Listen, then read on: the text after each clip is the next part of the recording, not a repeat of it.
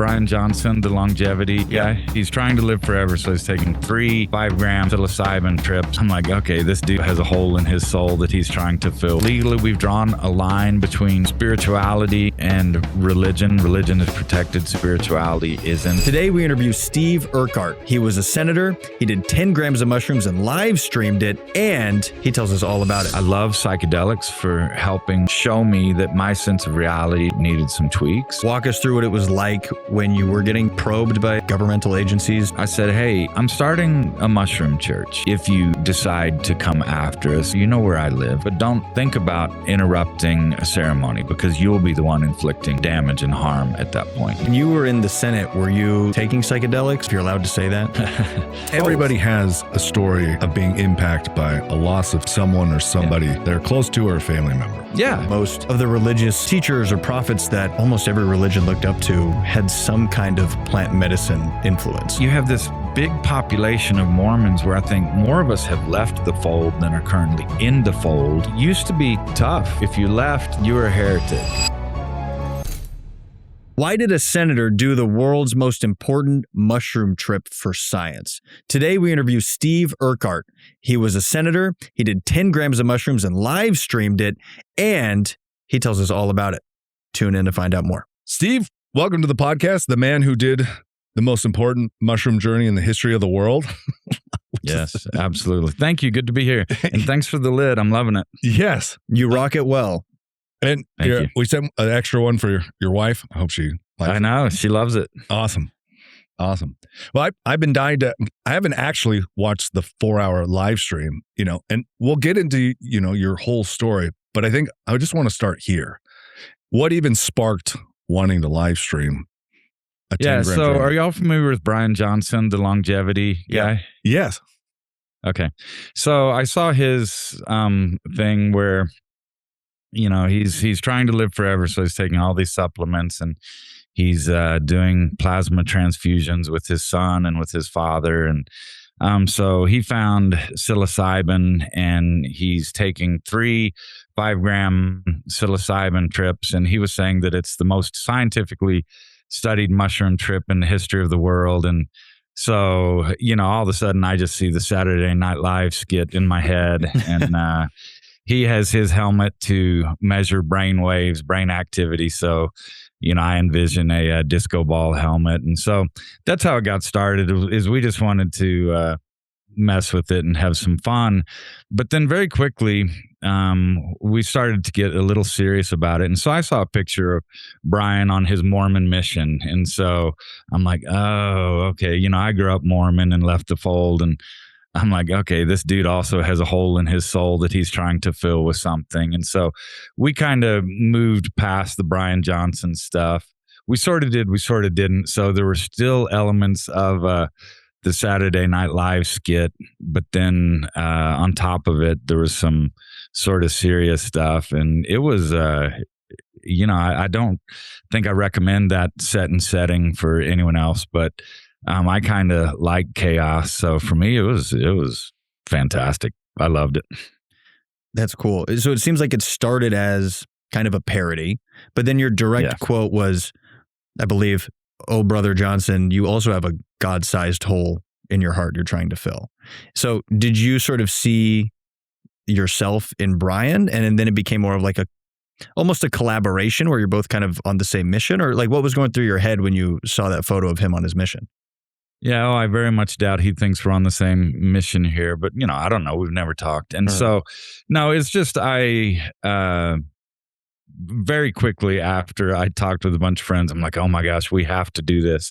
Then I saw a picture of him on his mission to Ecuador, I think it was, and has his missionary name tag. And so, it's a pretty low grade intent to just spoof someone. And so quickly moved past that. And, I kind of forgot about him and that was the motivation. But, I offer him grace, peace on his journey. I don't think he's hurting anyone. So, a lot of, and I actually, I am a bit fascinated by the guy. And so it does seem to me like he's on a bit of a spiritual quest, which I think that if we, broaden our definitions of spirituality and religion, I think a lot of us who find psychedelics were on that spiritual quest. Can you walk us through, people that haven't watched the full live stream, going through the experience? Hey, settle down. Going through the experience, did you blend them up? Did you, use a little bit of lemon to help digest it more? How was the setup? Who'd you have watching over you? And what was did you have a specific intention you set? Because 10 grams is not just a go to a concert dose. If you're going to go in, I imagine let's set a strong intention. So I got the idea, and then immediately I talked to Sarah, my wife, and she said, "This is stupid. I don't want to play any part in this." And so I'm like, okay, I need a better audience. And so I went to my friend Brooke Lark, and I said, "Brooke, man, I just have the worst idea. You've got to do this with me." And so she was instantly in, and she produced it, and she pulled together a bunch of people, and some of them I knew really well, and some of them I barely knew. And so I didn't quite know what was going to go on. I wanted to be surprised, and I kind of caught wind that people were going to come into my bedroom and give me some sort of offering, some sort of gift. They were going to share with me. And, that it made me nervous, to tell you the truth. As much as I'm like, look at me when people do, I'm like, don't look at me. And so she brought in a full film crew, lights, cameras, and most of my mushroom journeys now, I don't want to pick up other people's energy. I don't want to have to mask around other people.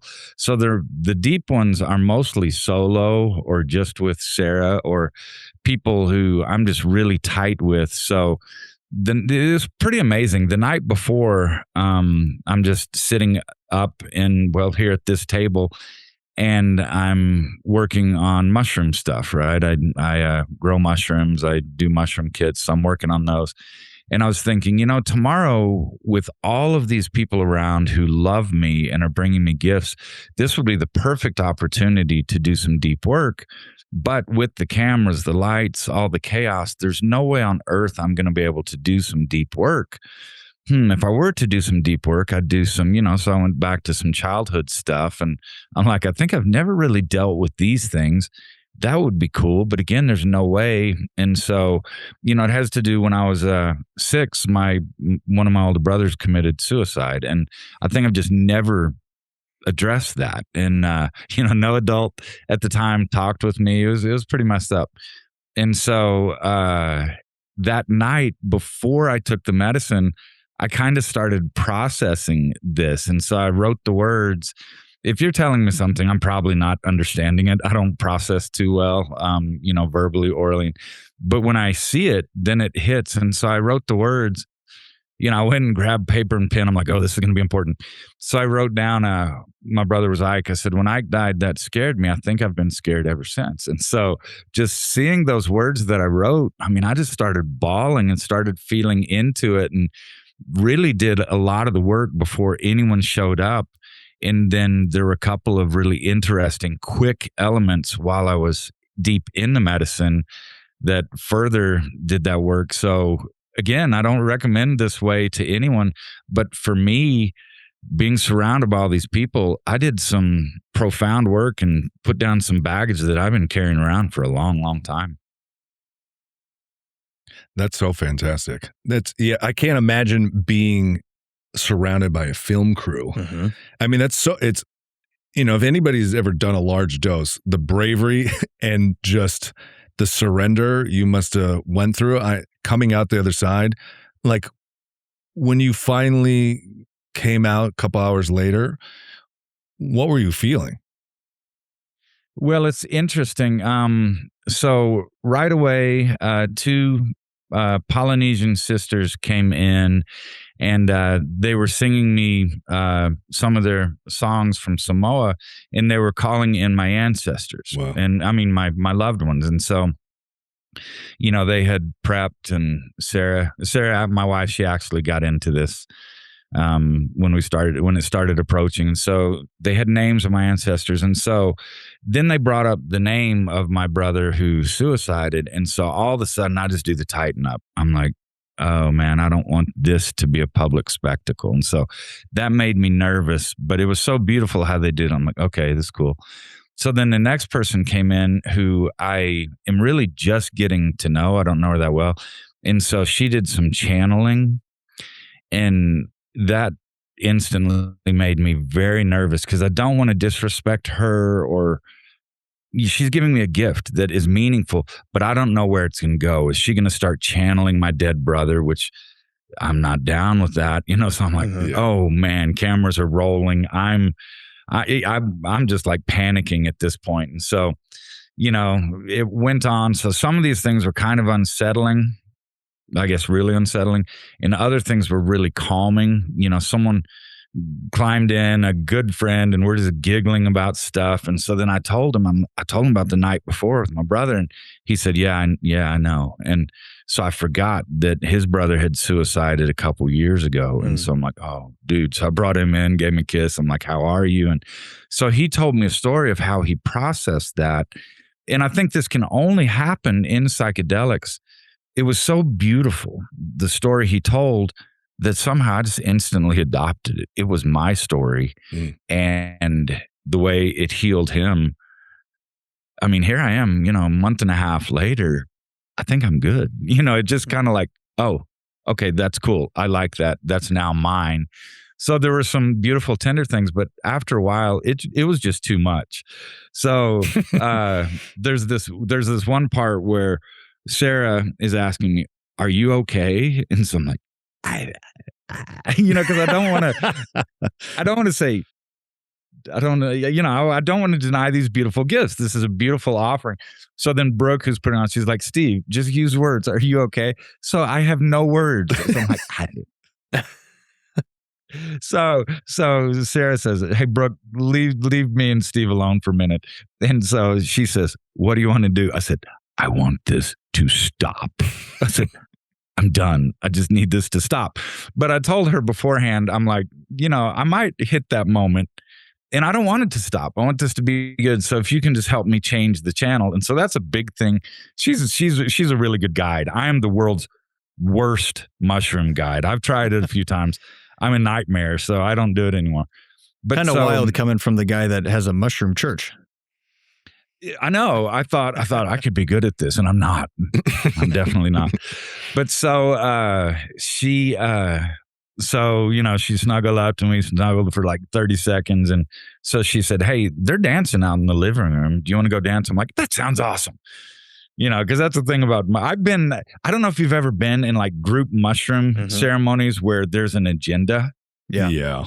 Have you done that? It's like the worst idea because no one can follow an agenda on mushrooms. No. And so, because your energy's up, down. And so when she said dance, I'm like, yeah. And so I was instantly fine. I just went outside and hung out with my people. And so there was something very interesting too. So at one point I just panicked because I looked around. So this again has to do with my brother's funeral when I was 6 years old. I'm at his casket. Sorry to go, morbid and deathy. No, this is part of the importance of mushrooms. Is this? Well, it is, right? Yes. We could talk about the weather, or we can talk about the shit that's really impacting our souls. Everybody has a story of being impacted by a loss of someone or somebody they're close to or a family member. Yeah. Well, thank you. And I never processed it. I mean, no adult really ever talked to me about it. I mean, I found out from my brother's buddy who told me that he said, "Hey, your brother's been fighting a bear, and the bear won." And I'm 6 years old, and I'm like, I didn't know we had fucking bears in Houston. Right. Yeah. The weirdest thing. So I'm at his casket. And so I don't know what's going on. There's some wax figure that looks like my brother in a box. And so I'm like, I don't think I'm doing this right. What am I supposed to be doing? So I looked over at my dad, man. My dad's just furious. He's just glaring at me, and I have no idea, nor will I ever, what was going on. And so that just gave me the yips for life. I constantly ask myself, am I doing this right? I don't think I'm doing this right. And so that happened when I'm out dancing in my living room. I'm looking around. We have a DJ there because Brian Johnson Grimes did a DJ set on his. So I had a buddy come and he did a DJ set. And so we were like budget Brian Johnson.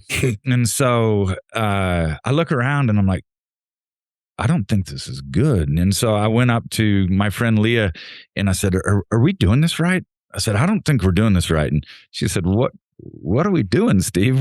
It's a mushroom trip. What do you mean? And I said, well, I think we're being irresponsible. I said, what message are we sending out? I think we should stop the music and we should say some words. And so she said, are you enjoying this? I said, well, yeah, I'm loving this. And she said, well, how about, she said, you're the one who always says we can worship however we want. We get to define our worship. How about we just call this unmitigated joy? And so I'm like, oh yeah, I don't need to worry about other people. This is what we're choosing to do right now. This is how we're choosing to worship. So again, a month and a half later, I'm asking myself the question, am I doing this right? A lot less often. So those were two very quick exchanges, but because of psychedelics, where the filters are down and we can receive things fresh, those two very quick exchanges, they hit deep and they've been very helpful. And it's not just in the moment. My wheels have been turning thinking about these two exchanges and helping me process and integrate. And I'm talking to all my people about it. And yeah, just super, super fascinating. It was a blast. It was awesome. I tell people, if you've never really got stupid with me, if you've never just sat around and giggled, then we're not that tight. You don't really know me if you haven't just scratched your head and said, this dude is an idiot. Because I think we all do that, right? We have some front where this is my respectable, dignified human. But I just love being stupid. And so in that scenario where we had a sexy nurse, we had all sorts of ridiculousness, I just really relaxed. And then bam, bam, had those two very quick interactions with these two wonderful people, and some serious healing went on. And that just goes to show how playful mushrooms are. And when you become unplayful or you resist what you really want, you go down this spiral that becomes so heavy. And just the simple redirection of what actually feels good, all of a sudden it opens you back up. And I like what you said about the unmitigated joy, was it? Yeah. I think that's, with your divine assembly, your main tenet is something along the lines of, What is it? Let's see if you have it. Pop quiz. I don't have it memorized, but what's the essence? The essence is you are the knower of your connection to God and the universe, and that's the only rule. Yeah, you do you, I'll do me. And that's, I think psychedelics can show where we have all of these requirements of how we need to be or think or what we should do. And it's like breaking through those layers. And I think that's so important in everything in life. Like, who am I to tell you how you can, as little kids, I love playing with this, and you're told, no, you shouldn't, or this. Then when it comes to spirituality or God or connecting to the thing and essence that brings you life and joy or health, people get like, well, I'm not doing it right, or I need to follow this, and giving the permission of no, what feels good to you? Well, I'm allowed to even ask that. I didn't know that. How simple that can be. I think it's important spiritually, which also means religiously. I think, legally we've drawn a line between spirituality and religion. Religion is protected, spirituality isn't. And that line, it's non-existent. It's bullshit. That's someone else's dogma. But I think if we learn to stand our ground on our own spirituality and realize that if we develop that, that can be our religion, I think the world changes around us. There's one experience that I'm kind of proud of because it's again, I've been a people pleaser my whole life. I mean, I'm borderline. I don't know what y'all know about that, but so I'm, have this kind of poor self-image. But then at other times I'll just light it on fire without caring at all. But so this one dude, after the Rolling Stone article came out, he's an older guy and he's seen a lot of life. He's a great connector. He realized that two of his dear friends didn't know each other. So he said, come to my place in Maui, and hung out with his friend Roland Griffiths of Johns Hopkins and Ram Dass. And that's just who he is. It's how he walks the earth. He's very unassuming and humble. But that article came out and he said, hey, I live in Salt Lake City now and I'd like to meet you. This seems interesting. So we had breakfast.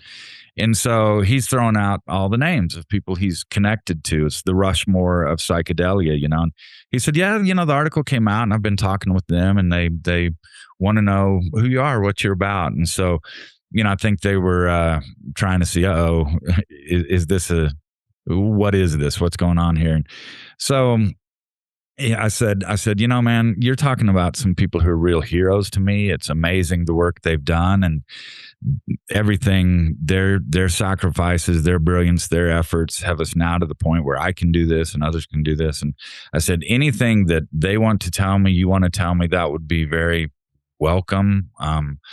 Be very curious in that. I said, but I do want to create one bright line. I said, I've spent my life with other people telling me how to worship. And that's in Mormonism, where you're assigned to God, you're assigned beliefs, you're assigned everything. And, you're entitled to personal revelation if like you can't find your keys, and then you can pray and be led to where your keys are and stuff like that. And that's an uncharitable view, but it's my perspective, at least how I lived it, is not too far from the truth. But so I told him, I said, I'm not going to do that anymore. So anything they want to tell me, that's wonderful. But if they want to tell me how to worship, they can fuck off. And so he just smiled and he said, I think we're going to get along just fine. And that's where I am. Again, I have these tendencies. I'm like, I don't think I'm doing this right. But for the most part, my worship is between me and my version of the divine, and we're having a lot of fun figuring it out. So what are the other tenets that you have in the Divine Assembly? I imagine it's not very strong in terms of regulation, but more about guidance and how people can connect further with spirituality through whether it's psychedelics or their own spiritual practice.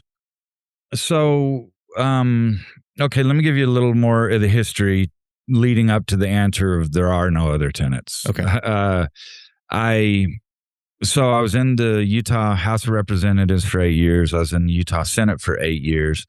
And my last 3 years there, I fought for LGBTQ rights. And that meant fighting against the Mormon church and its religious liberties. And so I'm tripping balls. And so don't call people when you're doing that. That's always a good idea. It's a good rule. But of course, I called someone. Yeah, stay off your phone. That's a hard rule. Stay off your phone. But I violated that. And so I called a constitutional law genius and, a law professor. And I said, yo, man, religious liberties, blah, blah, blah. And I said, I think this is religion. And, if it can protect the bad stuff, it can protect the good stuff. And so he just said, Steve. He said, just tell me at the end of this overlong story that you're starting a mushroom church and I'm your general counsel. I'm like, yeah, that's it. And so I told my wife, and there seems to be a pattern here. She said, that's a dumb idea. I don't want any part of that. Her exact quote is, we just left one weird ass religion. The world doesn't need another one. And so that's what I was hearing from a lot of my people. And they're like, no, please no. Can we just do mushrooms and hang out. And so I am an activist at heart. And so a lot of the Divine Assembly comes out of political activism. I don't hide that for a second. That's the reason every church incorporates. That's the reason every church does a lot of the things it does, because there are laws that protect them. And so, then what my people are saying is they're like, just don't. Religion leads to predation. It leads to loss of autonomy. And so I said, well, I think I really have something here. Sit with me. Let's discuss this. And so that's what we came up with, is just the one tenet, which is each individual can commune with the divine and receive guidance. And so that being the case, no one needs me or anyone else to lay out other tenets. And so, you look at the case law and, okay, what is a protected religion? And it's almost all protected unless you want to do psychedelics. And then they're going to do, a cavity search. And really they're going to probe there about how sincere your beliefs are. And where the sincerity really comes in for the Divine Assembly is if you just say, I'm a member of TDA, I get to do psychedelics. That probably won't stand if you are brought into court. But the real meaning of the Divine Assembly, it comes in someone's personal creed. That's where you can write your own scripture. You can receive your own revelation, lay out the things that you believe, that you don't believe, the things you do, the things you don't do. And so there it can be absolutely as specific as a person wants. And I think that is a real meaningful spiritual religious exercise, is to figure out what is it all about. Yeah. Can you walk us through what it was like when you were getting probed by governmental agencies to prove your genuine belief in the religion? Because you said that they'll come after you and like really make you prove it. What's that like? So I've never had that. Oh, really? They just kind of let you be. We've been doing this for 6 years. And so, when I, even before I started this, I contacted the county attorney for Salt Lake County, a friend. I mean, remember, I was in the legislature 16 years. And so Utah's one small town. And so I know a lot of the figures here. And so I said, hey, I'm starting a mushroom church, and that could put us on a collision course. So can you do us both the favor and look and see what kind of issues you're having with mushrooms? I said, and then let's talk about religion, because I don't think we're going to give you anything that you need to worry about. We're going to work hard, to have a lot of safety. And if there aren't safety concerns, then it really shouldn't be government's concern. I said, but if there are concerns, then we are protected by religion, so you can't come after us. If you do decide to come after us, my phone number, where I live, come after me and let's do the dance.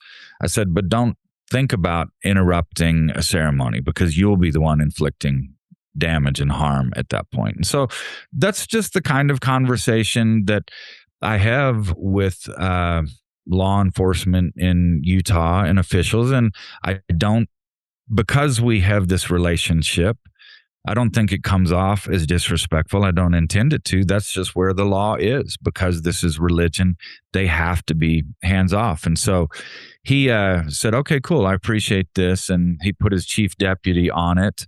And that deputy looked up the instances Salt Lake County has had with magic mushrooms, and they really don't go after magic mushrooms. If it's a cheap add-on where they're busting for something else, then they'll add a charge. And so even before we started, that's what I've been, is open book with law enforcement. And I think that has paid a lot of dividends for our community.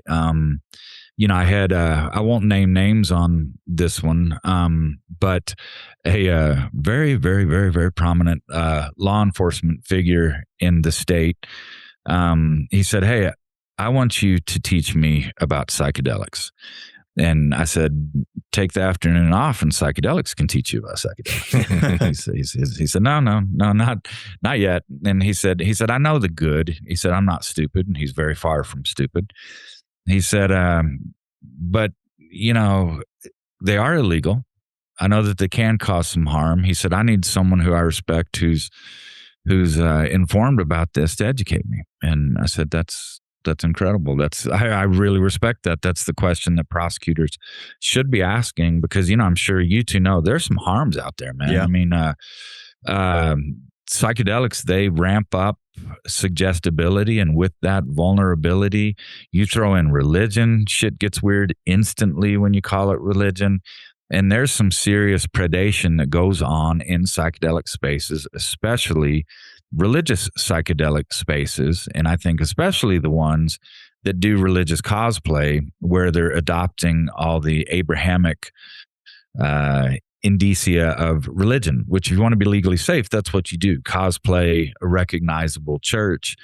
But I think with those, you bring in these power dynamics. And when I speak at conferences, instantly people hate me. Some love me, some hate me, because I say, this is great that we're getting some recognition of psychedelic religions. I said, but the ones that really are worried about legal safety and they go around that with all the religious cosplay, I said, we're seeing, and I think we're going to see tremendous predation in those spaces. I said, I grew up Mormon, and I said, people know there's sexual abuse, there are things that go on in Mormonism. If you think for 1 second that your church, if you get any size, you're going to manage that better than the Mormon church, which has records and follows these people. If these records follow us from birth, one leader talking to others, and, a community that really, it does hate that stuff, and it really wants to ferret it out, but they have a lot of it because of the power dynamics. I said, we're going to have this in psychedelic religion, and this is why I promote the mystic path, where everyone enters with their full autonomy and they just zealously guard that. Yeah. Because you've also said that you don't think mushrooms should be legal. So is that part of the reasoning why? Like there should be some religious aspect around it or some ceremony? Yeah, I think that's an old quote. Okay. I've changed on that. I think that these substances should be fully legal. I think part of that is society has changed a lot. It's changing fast. And the more it gets destigmatized, thank you for this podcast, your efforts. I mean, everyone out there pushing and pulling. I think that we have, what do we call it? A container. We have, we're to a point where people who want to explore psychedelics, it's not that hard to find responsible ways to do it. And so if we just turn them all loose and say, hey, kids, have fun, then yeah, we could have some serious problems, in a few cases. But now, people who are going to be irresponsible, they're going to be irresponsible with hammers, with cars, whatever it is. But there now are so many ways to do these safely, that let's go ahead and legalize them all. I think we need really good, high quality mushroom shops with good mushroom tenders to educate people, go in there, teach people all the different strains, organic, and just teaching and versus cannabis. Mushrooms have so many applications for whatever you're working on. And so it's such a beautiful, the way people could arrive into it if they had nice mushroom shops and, really took people through education of all the dosing and strains and had people start with this and that, it, would be totally revolutionary. And yeah, of course you could take a 50 milligram, cannabis edible and you're going to have a bad time, but you got to really try to just turn a blind eye and throw that in your mouth. Yeah, like how Amsterdam used to be. Yeah. Yeah. What I'm curious though is, I just want to say. Are y'all familiar with Church of Ambrosia, Zide Door, David Hodges out of Oakland? No. So you'll, as I lay out the story, you will remember it.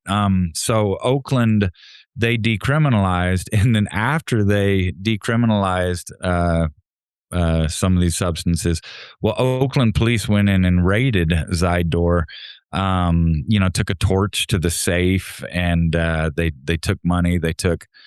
So at the time, David was distributing to members, sharing with members, cannabis and mushrooms. He has since added DMT, and that's the model that you just described, where that's mainly what it is education. And hey, you be safe, but you figure it out, you and the divine. And so he takes a mystic approach. But that's Oakland. Now this will blow your minds. Here in Salt Lake City, it's actually South Salt Lake. We have 2 brick and mortar shops, one called Salt City Sanctuary, the other called Black House.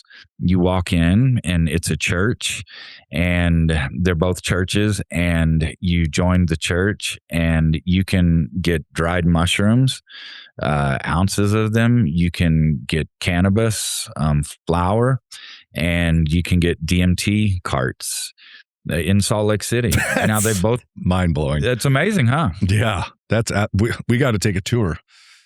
Yeah, so times are changing now. Those have both been raided by South Salt Lake. The charging documents, they're not as severe as you might expect with the kind of volumes they were doing, but nonetheless, they do have a legal dance ahead of them, and that will be very interesting to watch. But the guy who runs Salt City, a friend of mine, he's a DJ, and we used to go out in the desert, and he would put on dances, and that was before I started Divine Assembly. And then he DJ'd our very first Divine Assembly gathering. It was during COVID, and we had these small groups that were linked together on Twitch TV, and he DJ'd one. So I'm very proud of him, and it'll just be interesting to see where those cases go.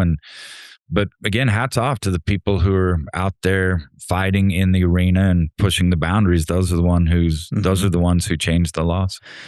When you were in the Senate, were you psychedelic curious or taking psychedelics? If you're allowed to say that, maybe statute of limitations is over.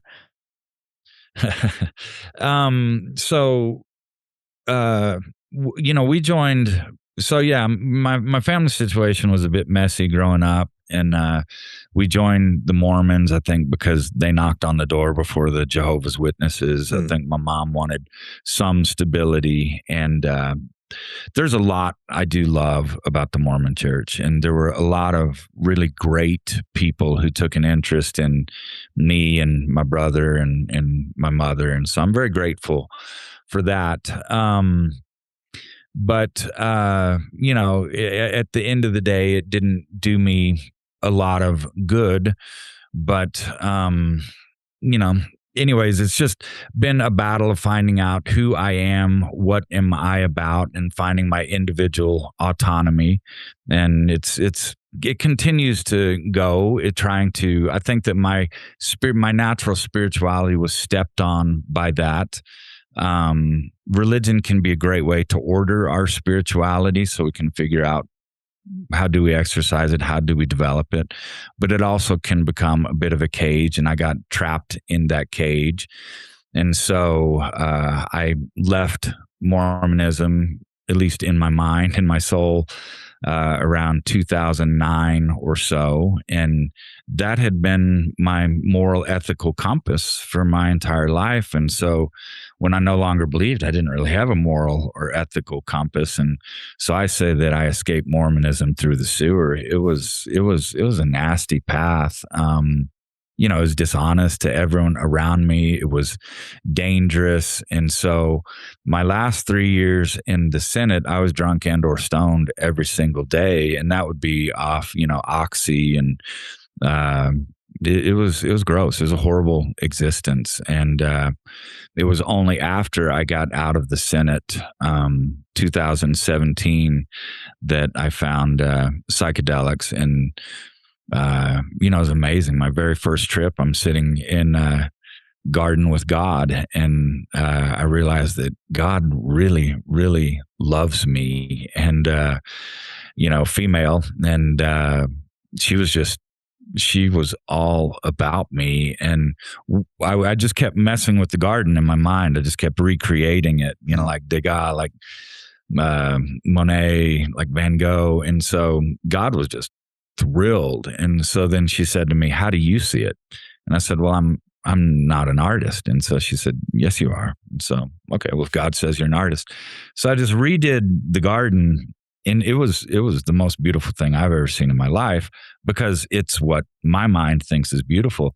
And God couldn't breathe. She was so amazed. And I realized, okay, God loves me. I mean, God loves me more than God loves anyone who's ever walked this earth. And so I'm like, that's a lot of ego. I'm like, these are delusions of grandeur. I need to stop this. So instantly, this hot wind's blowing, just turning everything into dust. And I'm just sitting on cracked earth, right? And I'm like, I did this. Something about me, I did this. I was hanging out with God. It was great. God loved me, feeling good. And now it's just cracked earth. Something toxic about me. Well, I didn't know the borderline stuff. That's what you do as a borderline. You reject any amount of love. And so I don't know about you guys, but a lot of the things I see in these trips, I'm like, I have no idea what's going on. I don't know what it is. But I remember it and then process it over months, years. And I realize, okay, well, I'm hanging out in that garden with Sarah, my wife, right? And that's the first time I'm really allowing myself to see her, and seeing her is feeling the love that she has for me. I mean, God bless this poor woman. She does love me more than anyone who's ever walked this earth. And just feeling that. And then I had these experiences subsequently where I see each of my kids, starting with my youngest, who is the kindest human. And she's the easiest, right? Of the people I love, she scares me the least. And so I just see her, and I really see her in my mind, right? With psychedelics. Well, this can't be real. This is a drug experience. No, man, you guys know this. It's more real than the reality I carry around 24/7. I see the love she has for me, and I just haven't allowed myself in my life to feel love like that. So, I mean, I have goosebumps now telling the story. It's like rapture to be filled with the love you didn't know existed. So then I go through each of my kids and then Sarah, and I feel the love they have for me. And so that's been my journey, is to learn to love, which largely means to receive love. And so, all the cliches that become powerful and true, it's like God is love and you can't love anyone more than you love yourself.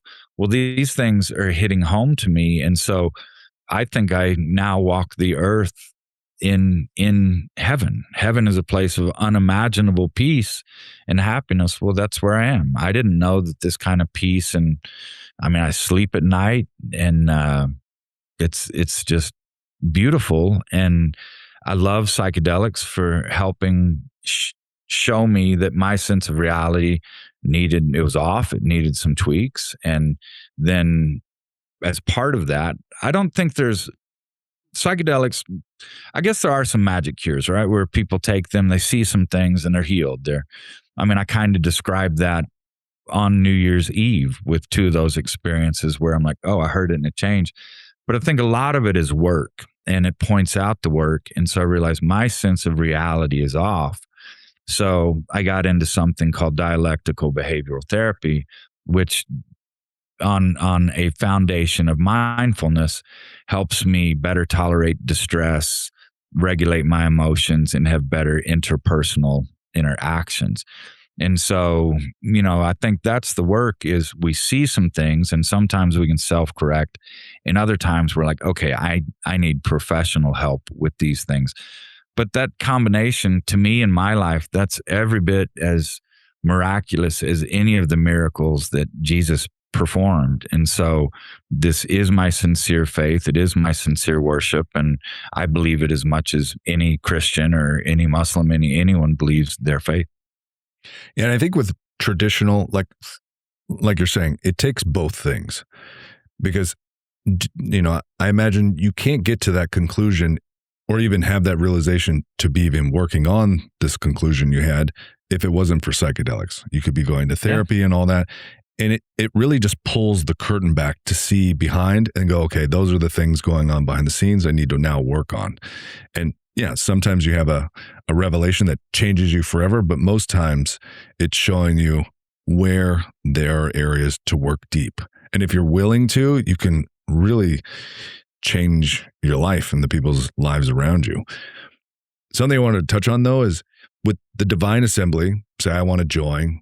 I love how, you write your own scripture, you should write your own gospel. And do you have prompts or questions that people can ask themselves who are listening to write their own? So just to get them thinking. Yeah. And so we talk a lot about creed writing. We call it a creed that people can do.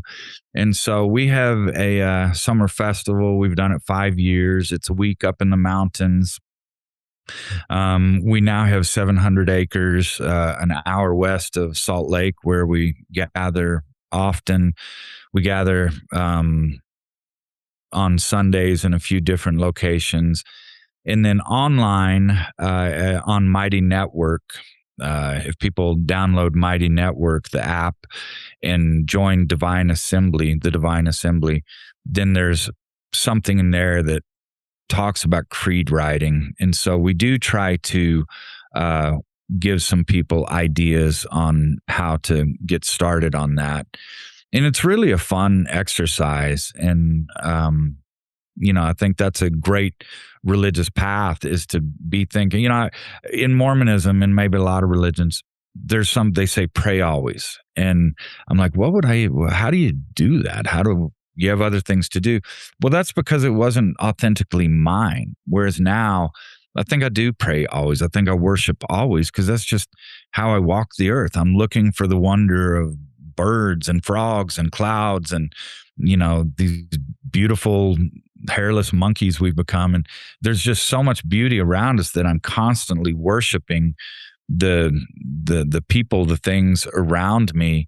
And, that's something that I keep exploring in my creed, where instead of religion being something out there, it's different, it's aspirational.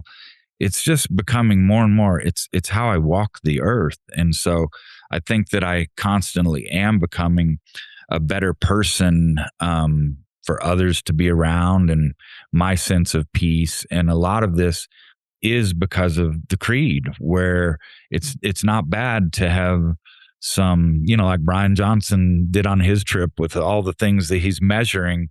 I think it's okay in our mind to have some measuring sticks and some gauges by how well am I getting along with Sarah, with the kids? How much am I interacting with them? How much happiness am I bringing to the people around me? And, am I bringing in money to pay the bills? Am I helping around the house? How many times am I doing the dishes and cooking meals? And so it's just simple things like that, where for me, in large part because of the creed, where I get to remind myself how I want to be, that my religion, it's becoming something that I just am 24/7. Do you have a lot of Mormons that reach out to you now and they're kind of, curious a little bit? Tons. Yeah, tons. It's fascinating to watch what's going on in Mormonism. If I have any tribe on earth, that's it. It's Mormons. And we are so divided, the ones who continue to go to the mainstream branch that is headquartered a couple blocks north of me at Temple Square. But you have this big population of Mormons where I think more of us have left the fold than are currently in the fold. And so it's a very dynamic population. And it used to be tough. If you left, then, you were a heretic, and you lost so much of your community. You lost family. It was really tough to leave. Well, now it's pretty easy to leave, and it's a lot more fun to leave. You get a 10% pay increase. You get a second Saturday every week. And, but there's more interaction between active Mormons and people who have left the official fold. And that's showing up in the pews, people who are going on Sundays, where it used to mean Mormon, you did certain things, you didn't do certain other things. And now you just can't predict that. You have people who go every week and they just kind of do it their way, and they don't really care what a bunch of older men in a building are saying they should and shouldn't do. Mm-hmm. So Mormonism has very mystic origins, and it's just so exciting and fascinating to me to see it return to those mystic roots, where members, even though they show up every week, they can be in bishoprics. They just kind of do it their way, and it's fascinating to watch. Do you think J.C. Smith would be proud? God, that's an interesting question. You know, I think early Joseph Smith would have, because I think this was so. You know, this is what American scholars have noted is the origins of most religions. They are quite mystic. Someone has an experience, but then what do they immediately do? They say, "This is the experience you all need to have." Right. And so my very first experience with psychedelics, I'm sitting in a garden with God, and God happens to be my wife. And so I guess I could set up a religion where everyone needs to worship my wife. But you know, so Joseph Smith and then some of the early members, they were having these disintermediated, these direct experiences, but then it just became more and more dogmatic that this is exactly the experience you need to have, so less opportunities for mysticism. So I think early Joseph, oh man, he would have been stoked watching some of this. And there's a lot of good scholarship coming out suggesting that he might have been using magic mushrooms. There's this ceremony in the Kirkland Temple where all these people are having visions after they had the sacramental wine. Mm-hmm. And if you've read Brian Marurescu's book, The Immortality Key, you know, spiked wine has been a religious tradition for a long time. So, yeah, I think Joseph would feel very at home with a lot of early Joseph, with what's going on in Salt Lake City. But then later Joseph, when he created the church and just had convinced himself that God uniquely talked to him, mm-hmm. and that he was the prophet getting word for others, then no, I think only one person gets to talk to God, and that person translates it to everyone else. Mm-hmm. Yeah, I think most of the religious teachers or prophets that almost every religion looked up to had some kind of plant medicine influence. At least if you trace it back far enough, like you said, wine. What we think of wine, you know, back then was totally different. It wasn't spiked, grape juice that's fermented. It was a mix of herbs that were psychedelic. And yeah, people drinking wine wasn't the same as it is now. Yeah.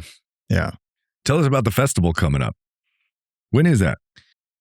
So, we do a couple things. We just did one, Psychedelics in the Beehive, a couple weeks ago. That's a winter festival. And what we tend to do is we have various workshops, presentations. We have DJs. We want it to be more of something where we're experiencing it. We're moving our bodies. And we had Paul Stamets out a couple years ago. Paul's a good friend, and always worth listening to. And we packed a huge hotel ballroom, and people loved it. But we're like, there's a lot of talk in psychedelics. And if anyone wants to hear people talk about psychedelics, there's so much on social media. There's so much on the internet. It's better if maybe we we lack opportunities to get together and shake our tail feathers together and hug each other and touch each other and have real direct conversations. And so that's where we have moved the Winter Beehive Festival. And that's what we've always done in our summer festival. And so that is Utah's Revival. And, people can find it. What is it? Revival.com. I should know all these things, but anyways, Utah's Revival. It's up in the mountains, and we peg that to the summer solstice. It's 4 days, 3 nights, and it's a lot of fun.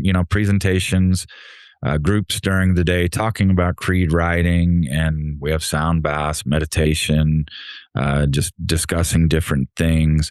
And then at night we have music. And year one we had music all night, but we tend to attract for whatever reason a lot of neurospices.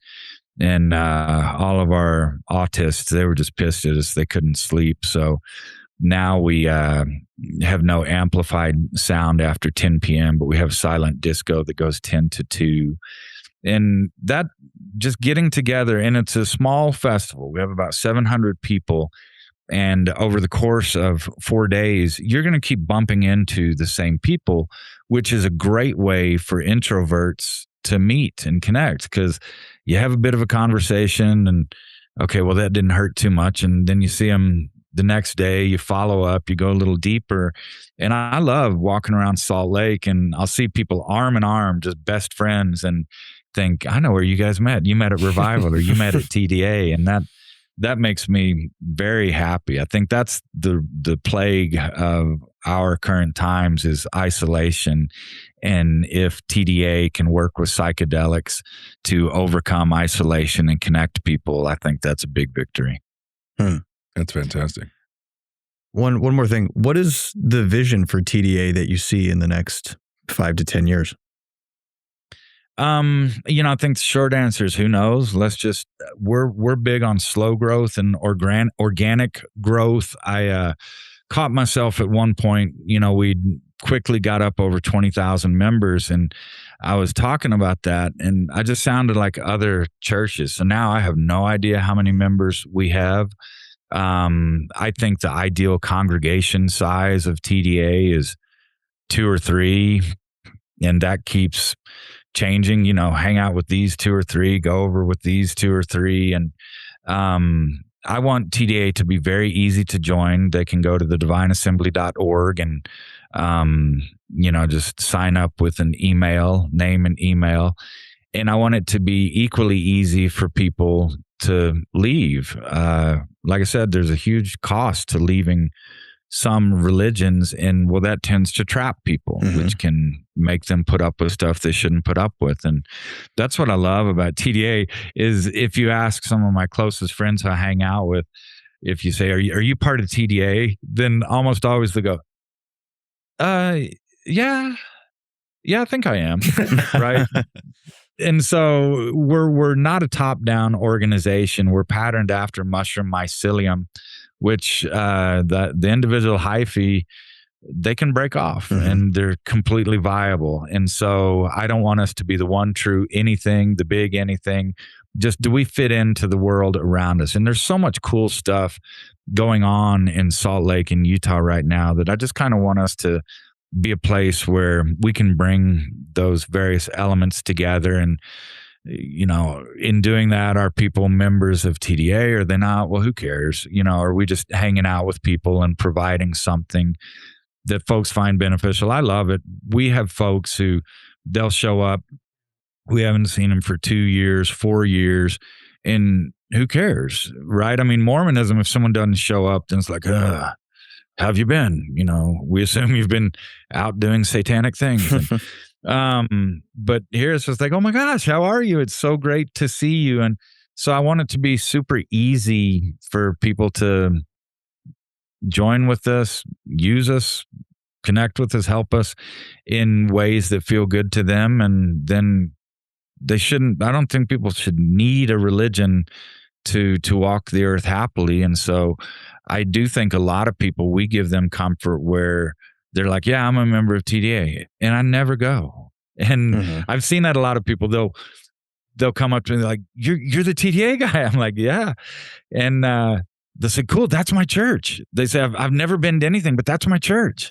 And I think that it does bring mental peace for a lot of people to just think, I have a group. I could go, but I have other things going on that are better, but I could go if I wanted. Yeah, you have community without the pressure. Yeah. Well, Steve, thank you so much for giving us your time and sharing all this. We really appreciate it. Yeah, thank you. This is awesome. Yeah, I've checked out a bunch of your podcasts getting ready for this, and I love the vibe that y'all are putting out there. Keep it up. Thanks, man. Appreciate it, man. Yeah, it was great to have you on and to be able to chat with you. And thank you for wearing your brand new mushroom sauna hat. Hopefully you and Sarah enjoy them. We will. Yeah. Hopefully we'll see you at the Summerfest. Please, that'd be a blast. Yeah. Man, tough to beat Utah in the summers up in the mountains. For sure. I bet. For sure. Cool. Bye, Well, brother. thank you, Steve. Thank you. Take care. Bye-bye. See ya. See ya.